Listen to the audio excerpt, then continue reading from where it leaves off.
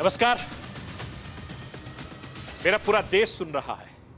राष्ट्र की आवाज 140 करोड़ लोगों की एक ही आवाज। आपके साथ मैं हूं सरफराज। मैं सरफराज सैफी आपको बताना चाहता हूं, साल 2025 की शुरुआत हो चुकी है। साल 2025 की शुरुआत में बड़ी सियासी लड़ाई देश की राजधानी दिल्ली में होने वाली है। और ये लड़ाई दिल्ली की 70 विधानसभा सीटों की लड़ाई। अरविंद केजरीवाल अपने होम ग्राउंड पर हैट्रिक लगाना चाहते हैं, तो भारतीय जनता पार्टी 25 साल बाद 2025 में दिल्ली में वापसी की राह तलाश रही है। और यह दिल्ली की सियासी लड़ाई काफी ज्यादा दिलचस्प मोड़ पर आ गई है। यह वो दिल्ली है जिस दिल्ली में केंद्र की सत्ता चलती है। यह वो दिल्ली है जिस दिल्ली में दो सरकारें चलती हैं। दिल्ली वालों का दिल जीतने के लिए तमाम राजनीतिक पार्टियां एड़ी चोटी का जोर लगा रही। अरविंद केजरीवाल का दावा है कि दिल्ली में विकास हुआ है, आम आदमी पार्टी ने विकास किया है, तो बीजेपी का आरोप है कि 10 साल में बीजेपी का विनाश किया। अब इसे लेकर दोनों राजनीतिक दलों में खींचतान चल रही है। और दिल्ली के दंगल में चिट्ठी से लेकर पोस्टर वॉर चल रहा है। तमाम राजनीतिक दल एक दूसरे पर चिट्ठी लिखकर आरोप प्रत्यारोप का खेल खेल रहे हैं। सवाल यह भी उठता है कि दिल्ली में आखिर चिट्ठी वॉर कैसे कब शुरू हुआ, यह आज आपको राष्ट्र की आवाज के जरिए बताने, दिखाने, समझाने की कोशिश करूंगा। एक दौर था जब चिट्ठियों से लोग एक दूसरे से संवाद करते थे, लेकिन अब घर बैठे लोग फोन पर मिनट मिनट की जानकारी अपडेट लेते हैं। अब आम लोगों से चिट्ठी का दौर भले ही खत्म हो गया, लेकिन सियासी दलों में अपनी अपनी राजनीतिक साधने के लिए चिट्ठियों का सहारा लिया जा रहा है और चिट्ठी के जरिए चुनाव जीतने का सपना देख रहे हैं। लेकिन दिल्ली में चिट्ठी को लेकर ही घमासान नहीं है, बल्कि फर्जी वोटर को लेकर भी दिल्ली में पोस्टर वॉर चल रहा है। एक तरफ दिल्ली की सत्ता में बैठी आम आदमी पार्टी है, जो भारतीय जनता पार्टी पर वोटर लिस्ट से नाम कटवाने का आरोप लगा रही है, और दूसरी तरफ भारतीय जनता पार्टी है जो दावा कर रही है कि दिल्ली के कई विधानसभा सीटों पर फर्जी तरीके से वोटर आई कार्ड बनाए गए हैं। अब किसके आरोपों में कितनी सच्चाई है, यह आज आपको राष्ट्र की आवाज के जरिए बताने, दिखाने, समझाने की कोशिश करूंगा। प्रधानमंत्री नरेंद्र मोदी हर साल अजमेर शरीफ दरगाह पर चादर चढ़ाते हैं और इस बार ख्वाजा मोइनुद्दीन चिश्ती का 813वां उर्स है और प्रधानमंत्री नरेंद्र मोदी की तरफ से चादर अजमेर शरीफ भेजी जाएगी। भारत के प्रधानमंत्री नरेंद्र मोदी जब से प्रधानमंत्री बने हैं तब से हर साल अजमेर शरीफ में चादर भेजते आए हैं और यह परंपरा सालों से चल रही है। इस बार प्रधानमंत्री नरेंद्र मोदी की तरफ से यह 11वीं बार होगा जब अजमेर शरीफ दरगाह में चादर चढ़ाई जाएगी। इसको लेकर जमकर राजनीति हो रही है। मस्जिद के नीचे मंदिर निकालने वाले मुद्दे खूब चर्चा में हैं। ख्वाजा मोइनुद्दीन चिश्ती की दरगाह पर चादर चढ़ाने को लेकर आखिर सवाल भी उठ रहे हैं। प्रधानमंत्री नरेंद्र मोदी की यह चादर लेकर किरण रिजिजू और भारतीय जनता पार्टी अल्पसंख्यक मोर्चे के अध्यक्ष जमाल सिद्दीकी साहब और उनकी टीम लेकर जाएगी और ख्वाजा के दर पर यह चादर हर साल की तरह चलाई जाएगी। इसको लेकर भी लगातार सियासत हो रही है। मैं अपने हिंदुस्तान के कोने कोने की आवाज को लेकर दिल्ली तक पहुंचाता हूं।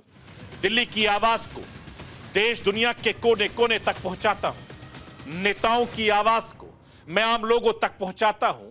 आम लोगों की आवाज को मैं अपने देश के हुक्मरानों तक पहुंचाता हूं। आपकी आवाज से मिलती है मेरी आवाज और बन जाती है राष्ट्र की आवाज।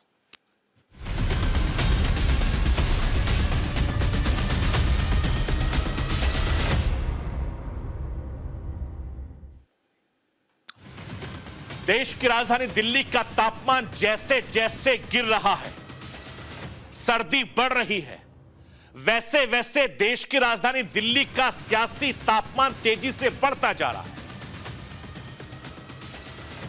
मैं आपको यह बताना चाहता हूं कि दिल्ली में इसी साल विधानसभा चुनाव होने हैं। दिल्ली की सत्ता पर चढ़ाई के लिए आम आदमी पार्टी और भारतीय जनता पार्टी की तरफ से लेकर कांग्रेस में लगातार खींचतान चल रही है और तमाम राजनीतिक दल एक दूसरे पर आरोप प्रत्यारोप लगा रहे हैं। दिल्ली में तमाम सियासी दलों के नेताओं में जुबानी जंग तेज हो गई है। इसके अलावा दिल्ली की सियासत में पोस्टर वॉर शुरू हो गया है। चिट्ठी तक सियासी हथियार बन चुकी है। यानी दिल्ली की सियासत में पोस्टर वॉर तो चल ही रहा है, अब दिल्ली चिट्ठी वॉर भी दिल्ली में शुरू हो गया है। और इसकी शुरुआत अरविंद केजरीवाल ने आरएसएस प्रमुख मोहन भागवत को चिट्ठी लिखकर की है, जिसके बाद भारतीय जनता पार्टी ने एक चिट्ठी केजरीवाल के नाम लिख डाली है। और चिट्ठी की यानी दिल्ली की मुख्यमंत्री आतिशी ने भी एलजी को एक चिट्ठी लिख डाली, जिसका जवाब एलजी साहब ने भी चिट्ठी के जरिए दिया है। अब केंद्रीय कृषि मंत्री शिवराज सिंह चौहान ने दिल्ली की मुख्यमंत्री आतिशी को भी चिट्ठी लिख डाली है और किसान भाइयों को लेकर दिल्ली सरकार पर सवाल उठाए हैं। शिवराज सिंह ने आतिशी पर दिल्ली में केंद्र सरकार की योजनाओं को लागू नहीं करने का गंभीर आरोप लगाया है, जिसकी जानकारी शिवराज सिंह ने सोशल मीडिया पर दी है। शिवराज सिंह ने अपनी चिट्ठी में क्या कहा है, वो राष्ट्र की आवाज के जरिए आपको मैं बताना चाहता हूं। दिल्ली में अरविंद केजरीवाल और आतिशी ने कभी किसानों के हित में फैसले नहीं लिए। दिल्ली में आम सरकार के किसानों के प्रति गैर जिम्मेदाराना रवैया रहा है। अरविंद केजरीवाल ने हमेशा चुनाव में पहले बड़ी बड़ी घोषणाएं कर राजनीतिक लाभ लिया है। अरविंद केजरीवाल ने सरकार में आते ही जनहितैषी निर्णयों को लेने की जगह अपना रोना रोया है और पिछले 10 सालों से दिल्ली में आपकी सरकार है, लेकिन पूर्व मुख्यमंत्री केजरीवाल ने हमेशा किसानों के साथ सिर्फ धोखा किया है। केंद्र सरकार की किसान हितैषी योजनाओं को आम आदमी पार्टी की सरकार ने दिल्ली में लागू नहीं किया। दिल्ली के किसान केंद्र की कल्याणकारी योजनाओं के लाभ से वंचित हो रहे हैं। आम आदमी पार्टी फ्री बिजली की बात करती है, लेकिन दिल्ली में किसानों से कृषि के लिए बड़ी रकम वसूली जा रही है और दिल्ली के किसान भाई बहन ग्राम कार्यक्रम के लाभ से वंचित रह रहे हैं। दिल्ली सरकार की नीतियां कृषि और किसान विरोधी हैं। यह हिंदुस्तान के कृषि मंत्री ने चिट्ठी लिखी है। मैं आपको यह बताना चाहता हूं, कृषि मंत्री शिवराज सिंह चौहान ने चिट्ठी लिखने के बाद एक प्रेस कॉन्फ्रेंस में शिवराज सिंह चौहान ने कहा कि दिल्ली के किसान मिले थे। उन किसानों का कहना था कि उन्हें केंद्र की योजनाओं का फायदा नहीं मिल रहा है, जिस वजह से उन्होंने दिल्ली के मुख्यमंत्री को चिट्ठी लिखी। मैं राष्ट्र की आवाज के जरिए केंद्रीय कृषि मंत्री शिवराज सिंह चौहान को सुनवाना चाहता हूं। सुन लीजिए कि प्रेस कॉन्फ्रेंस करके किस तरीके से दिल्ली की आम आदमी पार्टी की सरकार पर वो लगातार हमलावर हैं। दिल्ली के किसान मुझसे मिले थे, उनको लाभ नहीं मिल रहा। हमारी 20 ग्राम की योजना के लिए उन्हें प्रपोजल ही नहीं भेजे। हमारी मैकेनाइजेशन की योजना है, सूक्ष्म सिंचाई योजना है, प्रधानमंत्री सूक्ष्म सिंचाई योजना, पर ड्राफ्ट मोर ड्राफ्ट, एक नहीं कई योजनाएं। पत्र में मैंने विस्तार से उल्लेख किया है, केंद्र सरकार अपनी तरफ से पैसा देने को तैयार है, लेकिन दिल्ली की सरकार उन योजनाओं का लाभ ले ही नहीं रही। लाभ दिल्ली की सरकार नहीं, किसानों को लेना है। लेकिन केंद्र अपने आप पैसा नहीं भेजता। राज्य के प्रपोजल पर, प्रस्ताव पर केंद्र योजनाओं का पैसा भेजता है और दिल्ली से कई योजनाओं के केंद्र सरकार की कोई प्रस्ताव आए ही नहीं, इसलिए उन योजनाओं का लाभ नहीं मिला। और इसलिए मैंने कहा कि भाई राजनीतिक प्रतिस्पर्धा किसान के कल्याण में बाधा नहीं बननी चाहिए। केंद्र और राज्य दोनों को मिलके किसान के कल्याण की योजनाओं को नीचे लागू करना चाहिए। अब इसमें कई योजना ऐसी कि 60% पैसा केंद्र देता है, 40% राज्य को मिलाना पड़ता है। हम करते हैं केंद्र के प्रपोजल के आधार पर, उन्होंने वो प्रस्ताव भेजे नहीं, इसलिए मैंने पत्र लिखा। मैं आपको यह बताना चाहता हूं कि भारतीय जनता पार्टी ने दिल्ली में चुनाव नजदीक देखकर आम आदमी पार्टी की सरकार को निशाने पर लिया है और लेटर बम एक के बाद एक दिल्ली में फोड़ रहे हैं। तो इसके जवाब में आम आदमी पार्टी ने भी दाऊद वाले हथियार से वार किया।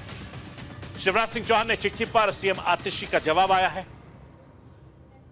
मुख्यमंत्री आतिशी ने कहा है कि बीजेपी का किसानों के बारे में बात करना ठीक वैसे ही है जैसे दाऊद अहिंसा पर प्रवचन दे रहा हो, और जितना बुरा हाल किसानों का बीजेपी के वक्त में हुआ है उतना कभी नहीं हुआ है। मुख्यमंत्री आतिशी ने कहा कि पंजाब में किसान आमरण अनशन पर बैठे हैं, पीएम मोदी से कहिए कि उनसे बात करें, किसानों पर राजनीति करना बंद करें। भारतीय जनता पार्टी के राज में किसानों पर गोलियां लाठियां चलाई जा रही हैं, यह आतिशी कह रही है। उन्होंने कहा कि शिवराज सिंह के बयान को काउंटर करने के लिए दिल्ली की मुख्यमंत्री आतिशी से लेकर पूरी आम आदमी पार्टी एकजुट हो गई। शिवराज सिंह की इस चिट्ठी के जवाब में दिल्ली के पूर्व मुख्यमंत्री अरविंद केजरीवाल ने भी पलटवार किया है और अरविंद केजरीवाल ने पलटवार करते हुए ऐसा दावा कर दिया कि दिल्ली का सियासी पारा और ज्यादा चढ़ गया। अरविंद केजरीवाल ने किसानों को लेकर वो 3 कानून जिसमें केंद्र सरकार ने वापस लिए थे उसे फिर से लागू कराने का दावा कर दिया, दाव चल दिया। अरविंद केजरीवाल ने आखिर क्या दावा किया है वो राष्ट्र की आवाज के जरिए आपको बताना, दिखाना चाहता हूं। अरविंद केजरीवाल ने सोशल मीडिया पर लिखा है कि भारतीय जनता पार्टी सरकार अब अपने वादे से मुकर गई है और बीजेपी सरकार किसानों से बात तक नहीं कर रही है। उनसे बात तो करो, हमारे ही देश के किसान हैं। बीजेपी को इतना ज्यादा अहंकार क्यों है कि वो किसी से बात नहीं करते। पंजाब में जो किसान अनिश्चित अनशन पर बैठे हैं, भगवान उन्हें सलामत रखे, लेकिन यदि उन्हें कुछ होता है तो इसके लिए बीजेपी जिम्मेदार होगी। और केजरीवाल ने आगे लिखा है कि देश भर के किसानों की जानकारी के लिए मैं आपको बता दूं, जो 3 कानून, काले कानून केंद्र ने 3 साल पहले किसानों के आंदोलन की वजह से वापस लिए थे, उन्हें पॉलिसी कहकर केंद्र सरकार पिछले कुछ दरवाजे से दोबारा लागू करने की तैयारी चल रही है। और इस पॉलिसी की कॉपी उनके विचार पर जानने के लिए केंद्र ने भी सभी राज्यों को भेजी है। मैं आपको यह भी बताना चाहता हूं कि दिल्ली में चुनावी मौसम से दिल्ली का सियासी पारा पूरी तरीके से हाई हो चुका है। हालांकि दिल्ली में सर्दी काफी पड़ रही है। कभी आम आदमी, कभी आरएसएस, तो कभी एलजी को चिट्ठी लिख रहे हैं, तो कभी बीजेपी आम आदमी पार्टी की सरकार उस पर चिट्ठी लिखकर वार कर रही है। दिल्ली के दंगल में सिर्फ चिट्ठियों से वार पलटवार नहीं चल रहा, बल्कि जुबानी जंग भी चल रही है। और अब इस मुद्दे को लेकर भारतीय जनता पार्टी और आम आदमी पार्टी में लगातार घमासान मचा हुआ है। वो राष्ट्र की आवाज के जरिए आपको दिखाना, सुनवाना चाहता हूं। कृषि मंत्री ने एक चिट्ठी लिख के बताया कि दिल्ली में किसानों की हालत अरविंद केजरीवाल की सरकार ने और बदतर की है। दिल्ली में किसानों को किसानी का दर्जा नहीं दिया गया। आज भी दिल्ली को किसानों को ट्रैक्टर लेना हो तो वो हरियाणा या यूपी से लेते हैं। क्यों? दिल्ली में 35% टैक्स लगाया जाता है। तो किसानों की कभी इन्होंने देखभाल तो की नहीं। तो अगर वो किसानों को लेकर अपना कंसर्न शो कर रहे हैं तो अच्छा होता कि आतिशी मार लेना कुछ योजनाओं को लेकर कृषि मंत्री से बात करती, लेकिन अपनी जवाबदेही से बचने के लिए वो इधर उधर की बातें करते हैं। देश का किसान आत्महत्या करने के लिए मजबूर है, वो पार्टी अभी भी किसानों के बारे में बात कर रही है। इतना साहस है इनमें। किसान का का आपके मुंह से नहीं निकलना चाहिए। किसान का का आपके मुंह से नहीं निकलना चाहिए। भारत की आजादी के बाद किसानों की सबसे बड़ी द्रोही कोई पार्टी है तो उस पार्टी का नाम है भारतीय जनता पार्टी। किसानों के साथ विश्वासघात करने वाली कोई पार्टी है तो उस पार्टी का नाम है भारतीय जनता पार्टी। आप अब तक एमएसपी का कानून लागू नहीं कर पाए। आपने कहा था कि हम किसानों के फसल का दाम दोगुना करेंगे और आप अभी भी किसानों के बारे में बात कर रहे हैं। मैं समझता हूं कि बीजेपी को कम से कम किसान के बारे में बात नहीं करना चाहिए। किसानों के साथ विश्वासघात करने वाली और 750 किसानों के शहादत के लिए दोषी, गुनहगार और हत्यारी कोई पार्टी और सरकार है तो वो भारतीय जनता पार्टी है और उसकी सरकार है। मुझे इतनी बात कहनी थी। आपका कोई प्रश्न हो तो आप पूछ सकते हैं। मैं आपको यह भी बताना चाहता हूं कि दिल्ली की चुनावी दंगल में हर रोज एक नई चिट्ठी बम फोड़ा जा रहा है, कभी भारतीय जनता पार्टी की तरफ से तो कभी आम आदमी पार्टी की तरफ से। 2 दिन पहले ही आम आदमी पार्टी के मुखिया अरविंद केजरीवाल ने संघ प्रमुख मोहन भागवत को एक चिट्ठी लिखी और मोहन भागवत पर 4 तीखे सवाल भी किए। केजरीवाल ने पूछा है कि बीजेपी नेता दिल्ली में पैसे बांट रहे हैं, पूर्वांचली और दलित लोगों के नाम कटवाने पर भी प्रयास कोशिश की जा रही है, वोट खरीद रही है। क्या आरएसएस को भी नहीं लगता कि बीजेपी लोकतंत्र को कमजोर कर रही है? और इसके जवाब में नए साल के मौके पर दिल्ली बीजेपी के अध्यक्ष वीरेंद्र सचदेवा ने भी अरविंद केजरीवाल को एक चिट्ठी लिख डाली है और इस चिट्ठी के जरिए बीजेपी प्रदेश के अध्यक्ष ने केजरीवाल के नए साल के संकल्प को लेकर कहा है। सचदेवा साहब ने कहा है कि नए साल के मौके पर परंपरा है कि सब अपने जीवन में कुछ ना कुछ संकल्प लेते हैं। ऐसे में चिट्ठी के लिए 5 संकल्प केजरीवाल जरूर लें। आखिर बीजेपी प्रदेश अध्यक्ष ने केजरीवाल से वो 5 संकल्प क्या कहा, मैं राष्ट्र के आवाज के जरिए आपको बताऊंगा, लेकिन उससे पहले अरविंद केजरीवाल ने जो 4 सवाल मोहन भागवत से पूछे हैं वो देख लीजिए। ये लगातार मीडिया में, सोशल मीडिया में खबरें चल रही है कि आरएसएस दिल्ली चुनाव में बीजेपी के लिए वोट मांगेगी। क्या ये सही है? लोग आपसे जानना चाहते हैं कि पिछले दिनों बीजेपी ने जो गलत हरकतें की, क्या आरएसएस उसका समर्थन करती है? बीजेपी नेता खुलकर पैसे बांटकर वोट खरीद रहे हैं। क्या आरएसएस वोट खरीदने का समर्थन करती है? पूर्वांचल गरीब दलित वोट के काटने का प्रयास किया जा रहा है।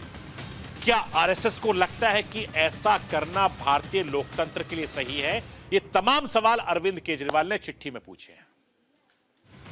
अरविंद केजरीवाल की इस चिट्ठी के जवाब में भारतीय जनता पार्टी ने चिट्ठी लिखकर केजरीवाल से नए साल के मौके पर 5 संकल्प लेने को कहा है। अब वो 5 संकल्प क्या है, मैं राष्ट्र की आवाज के जरिए आपको वो भी बताना चाहता हूं। वीरेंद्र सचदेवा ने अपनी चिट्ठी में केजरीवाल से कहा है कि मुझे विश्वास है कि आप कभी अपने बच्चे की झूठी कसम नहीं खाएंगे। आप दिल्ली की महिला, बुजुर्ग और धार्मिक लोगों की भावनाओं से झूठे वादे करके खिलवाड़ को बंद करेंगे। आप दिल्ली में शराब को प्रोत्साहन देने के लिए दिल्ली वालों से क्षमा मांगेंगे और यमुना की सफाई पर झूठे आश्वासनों और सफाई के नाम पर किए गए भ्रष्टाचार के अपराध के लिए आप सार्वजनिक तौर पर माफी मांगेंगे। आप राजनीतिक स्वार्थ के लिए देश विरोधी ताकतों से मिलना और चंदा न लेने का संकल्प लेंगे। जो 5 संकल्प भारतीय जनता पार्टी ने केजरीवाल को चिट्ठी लिखकर नए साल के मौके पर लेने को कहा है, यानी दिल्ली में चुनावी चाल चिट्ठियों के सहारे चली आ रही है। और दिल्ली की मुख्यमंत्री आतिशी ने भी एक चिट्ठी दिल्ली के एलजी के नाम लिख डाली। आतिशी की चिट्ठी में कहा गया है कि एलजी साहब के आदेश पर मंदिरों और बौद्ध धार्मिक स्थलों को तोड़ने के निर्देश दिए गए। दिल्ली में कोई भी मंदिर या धार्मिक स्थल नहीं तोड़ा जाए। मैं राष्ट्र की आवाज के जरिए दिल्ली की मुख्यमंत्री आतिशी को सुनवाना चाहता हूं। सुन लीजिए वो किस तरीके के दिल्ली के एलजी के ऊपर आरोप लगा रही हैं। जब से ये रिलीजियस कमेटी केंद्र सरकार के अधीन आई है, कई सारे धार्मिक स्थान, कई सारे मंदिर इस रिलीजियस कमेटी के द्वारा तोड़ने के आदेश हुए हैं, लेकिन वो भी भारतीय जनता पार्टी ने किए हैं। नंबर 1, शनि मंदिर जो विनोद नगर में है, उसको रिलीजियस कमेटी के आदेश पे तोड़ा गया। 2, नीलकंठ मंदिर जो मेरी ही विधानसभा क्षेत्र में श्रीनिवासपुरी में है, उसको रिलीजियस कमेटी के आदेश पे तोड़ा गया। 3, सरोजनी नगर में प्राचीन हनुमान मंदिर पर भी इसी रिलीजियस कमेटी ने तोड़ने के, डिमोलिश करने के आदेश लगाए थे, लेकिन समय पर आकर जब आम आदमी पार्टी ने वहां पर प्रोटेस्ट किया तो वो शनि मंदिर बच गया। मैं आपको यह बताना चाहता हूं कि दिल्ली के मुख्यमंत्री ने चिट्ठी के जरिए दिल्ली में धार्मिक स्थलों के विध्वंस के आदेश का मुद्दा उठाया तो दिल्ली के सियासी गलियारों में तीखी बहस छिड़ गई। आतिशी के आरोप को उपराज्यपाल कार्यालय ने खारिज कर दिया। इसे घटिया राजनीति भी बताया है। यानी दिल्ली की सत्ता पर काबिज होने के लिए हर वो दांव दिल्ली में अपनाया जा रहा है जिसके लिए दिल्ली की सत्ता पर, सिंहासन पर पहुंचा जा सके। दिल्ली के दंगल में न सिर्फ चिट्ठी को लेकर सियासी तकरार है, बल्कि वोटर लिस्ट का विवाद भी गहराया हुआ है। दिल्ली के सियासी युद्ध में अरविंद केजरीवाल के सामने वोटर लिस्ट का विवाद सबसे बड़ी चुनौती बनकर खड़ा है। एक तरफ दिल्ली की सत्ता में बैठी आम आदमी पार्टी है जो बीजेपी पर वोटर लिस्ट में नाम कटवाने का आरोप लगा रही है, और दूसरी तरफ बीजेपी है जो दावा कर रही है कि दिल्ली के कई विधानसभा सीटों पर फर्जी तरीके से वोटर आईडी कार्ड बनाए गए हैं। और इसको लेकर बीजेपी ने एक पोस्टर भी जारी किया है। बीजेपी ने पोस्टर के साथ कैप्शन में लिखा है कि दिल्ली में केजरीवाल का नया खेल, वोटरों का फर्जीवाड़ा करके सत्ता बचाने की कोशिश। वोटर लिस्ट को लेकर आम आदमी पार्टी और बीजेपी आमने सामने हो गई है। दोनों ही दल एक दूसरे पर आरोप प्रत्यारोप का दौर लगा रहे हैं। राष्ट्र की आवाज के जरिए भारतीय जनता पार्टी के सांसद मनोज तिवारी और आम आदमी पार्टी के सांसद संजय सिंह को सुनवाना चाहता हूं। सुनिए दिल्ली में चुनाव से पहले किस तरीके से एक दूसरे पर आरोप प्रत्यारोप का दौर चल रहा है। आप देखिए सड़कों पे, गलियों में, फुटपाथ पे 25 लोग फुटपाथ के पते पे वोटर बन गए। अब ढूंढा जाएगा कौन है बीएलओ, किसने, कौन विधायक उनका सपोर्ट किया था। एक कमरे में 6 लोग रहते हैं और 66 लोगों का वोट है उसी कमरे पर। जो रह रहा है उनको पता ही नहीं कि 60 वोट कैसे बन गए। ये अगर इलीगल बांग्लादेशी घुसपैठियों के वोट पर ही अभी तक चुनाव जीत रहे थे तो समझ लीजिए कि इनकी जो परेशानी दिख रही है ना, जब हमने फर्जी वोटरों को चिन्हित करना शुरू किया, इलीगल बांग्लादेशी घुसपैठियों को, रोहिंग्यास को, तो अरविंद केजरीवाल जी दौड़ के चुनाव आयोग चले गए। और यहाँ संजय सिंह जी का ही एक ही दिल्ली में 2-2 जगह से वोट निकल आया। पूरी दुनिया में झूठ फैलाने की मास्टर पार्टी भारतीय झूठा पार्टी के झूठ फैलाने का प्रयास किया है, और आम आदमी पार्टी के तौर पे यह हमारी जिम्मेदारी है कि भारतीय झूठा पार्टी के हर एक झूठ का जवाब दिया जाए। राष्ट्र की आवाज के जरिए अब एक ऐसी खबर से आपको रूबरू कराता हूं जो हिंदुस्तान की संस्कृति, हिंदुस्तान की एकता की मिसाल है। एक तरफ पूरे भारत में, हिंदुस्तान में मंदिर मस्जिद का विवाद जोरों शोरों से चल रहा है, तो दूसरी तरफ हिंदुस्तान के प्रधानमंत्री नरेंद्र मोदी 11वीं बार अजमेर शरीफ में ख्वाजा मोइनुद्दीन चिश्ती रहमतुल्लाह की दरगाह पर चादर चढ़ाने के लिए भेज दी। प्रधानमंत्री नरेंद्र मोदी इस कार्यक्रम के जरिए अल्पसंख्यक मामलों के मंत्री किरण रिजिजू, भारतीय जनता पार्टी अल्पसंख्यक मोर्चा के अध्यक्ष जमाल सिद्दीकी को एक खास चादर सौंपेंगे और यह चादर ख्वाजा मोइनुद्दीन चिश्ती रहमतुल्लाह के 813वें उर्स के मौके पर अजमेर शरीफ दरगाह में पेश की जाएगी। प्रधानमंत्री बनने के बाद से वो हर साल उर्स के खास मौके पर ख्वाजा के दर पर चादर भेजते आए हैं और प्रधानमंत्री नरेंद्र मोदी ये 11वीं बार ऐसा मौका होगा जब इस परंपरा को प्रधानमंत्री नरेंद्र मोदी आगे बढ़ा रहे हैं। ख्वाजा मोइनुद्दीन चिश्ती की दरगाह पर चादर भेजने के लिए खास तौर से कई खास मेहमान भी होंगे। जैसे मैंने आपको बताया कि अल्पसंख्यक मामलों के मंत्री किरण रिजिजू के साथ अल्पसंख्यक मामलों के जो राष्ट्रीय अल्पसंख्यक आयोग के अध्यक्ष हैं वो जाएंगे। उसके अलावा और उनका एक जत्था पूरा इस चादर को पेश करेगा। यानी पिछले 812वें उर्स के मौके पर पूर्व केंद्रीय मंत्री स्मृति ईरानी और जमाल सिद्दीकी ने प्रधानमंत्री की तरफ से ये चादर पेश की थी। उससे पहले लगातार ये सिलसिला चलता रहा। मुख्तार अब्बास नकवी भी इस चादर को कई बार पेश कर चुके हैं और प्रधानमंत्री नरेंद्र मोदी लगातार मुस्लिम नेताओं से मिलते हैं, अपनी सरकार में मुस्लिमों को लेकर कई बड़े फैसले लेते हैं और अपने व्यस्त रूटीन में से वो हर साल ख्वाजा के दर पर चादर चढ़ाना नहीं भूलते। और यही वजह है कि कई इस्लामिक मुल्कों में प्रधानमंत्री नरेंद्र मोदी लगातार पॉपुलर हो रहे हैं। कई मुस्लिम मुल्कों के नेता प्रधानमंत्री नरेंद्र मोदी से दोस्ती रखते हैं और कई मुस्लिम मुल्कों के नेता प्रधानमंत्री नरेंद्र मोदी को अवार्ड भी दे चुके हैं और लगातार प्रधानमंत्री नरेंद्र मोदी खाड़ी देशों का दौरा भी करते रहे हैं।